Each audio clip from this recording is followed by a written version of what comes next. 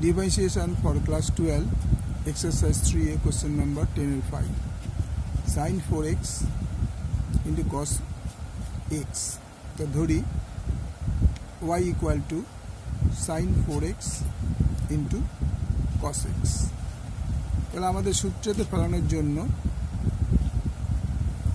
1/2 into 2 কারণ এটা কেটে দিলে আমাদের চেহারাটাই আসে, তাহলে 1/2 into sin x dot cos x.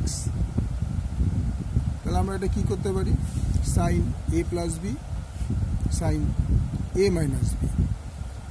তাহলে এই দুটো যদি আমরা a plus b করি তাহলে 4x আর x যোগ করলে হচ্ছে 5x, আর যদি এর থেকে আমরা 4x এ x বাদ দিই তাহলে দাঁড়ালো 3x.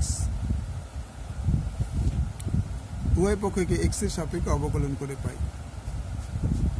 dy by dx equal to dy by dx equal to 1/2 into ddx sin 5x minus ddx sin 3x. আমি বলে দিই অঙ্কটা আগেই আমি করে ফেলছিলাম, অর্ধেক এই পর্যন্ত ছেড়ে দিয়েছিলাম কারণ এটা রেকর্ডিংটা করা হয়নি, বলে আমি রিপিট করছি তোমাদের এখানে. dy by dx 1/2 ddx sin 5x minus ddx sin 3x.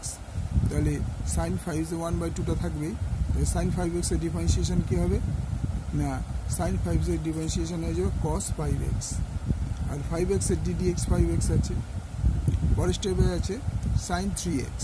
তাহলে sin 6x এর ডিফারেন্সিয়েশন মাইনাস cos 3x, তো মাইনাস লাগে মাইনাস, সেটা মাইনাস দিয়ে ব্র্যাকেট রাখা হলো, তখন ddx 3x.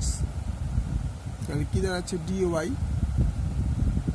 by dx equal to 1/2, যেহেতু এই 5xটার বদলে অ্যান্সার তো হয়ে গেল 5, কারণ x এর ডিফারেন্সিয়েশন 0 0 মানে 1, x যদি 0 হওয়ার কথা, এখানে তার বদলে 1 লিখতে পারি আমরা, সেই জন্য 5টা আমরা আগে ফ্রন্টে নিয়ে আসলাম, 5 cos 5x মাইনাস মাইনাসে মাইনাসে প্লাস হলে cos এর ক্ষেত্রেও দেখো 3x 3টা আগে আসবে, কারণ cos এর ক্ষেত্রেও ddx এর যেটা আছে সেটা হচ্ছে 3 into x to the power 1 minus 1, তার মানে x to the power 0, তাহলে এখানে x to 0 বদলে 1 হবে, 3 into 1, তো 1টা বাইরে বেরিয়ে আসলো, আর cos 3xটা এখানে হলো. এই cos 3xটা তো আমরা আগেই বার করে নিয়েছি, যেহেতু মাইনাস এই ডিফারেন্সিয়েশন মাইনাস cos x হয়েছে, এটা আগে লিখে নিয়েছি ব্র্যাকেট দিয়ে, পরে 3x এর ডিফারেন্সিয়েশন করেছি, 3x করলে x to the power 1 minus 1, তার মানে 0, তো 0 হলে 1 হয়, 1 এর বদলে তো এক্সটা বাইরে বেরিয়ে আসলো, তাহলে কি দাঁড়ালো 1/2